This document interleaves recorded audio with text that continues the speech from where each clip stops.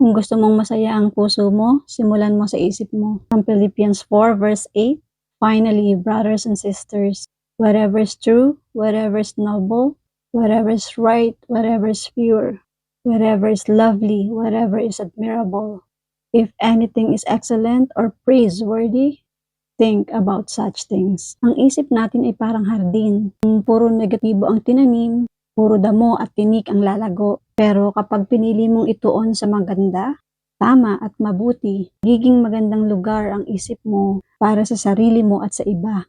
Isipin ang kabutihan, kababaang loob, pag-ibig at mga biyayang natanggap mo. Ang positibong pag-iisip ay hindi lang nakakatulong sa emosyon, hindi nakakaapekto rin sa kung paano ka kumikilos sa mundo. Kapag maayos ang isip, mas madali ring maging mahabagin, mapagpakumbaba at masaya.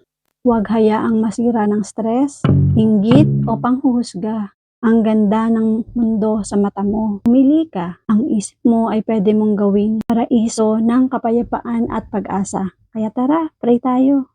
Lord, tulungan mo po akong punuin ang isip ko ng kabutihan at kagandahan. Turuan mo po akong ituon ang isip ko sa maganda, sa tama at sa kausap mo. Palakasin mo po ang isip ko para maging mapayapa at mabuting lugar sa aking puso at sa iba. Amen.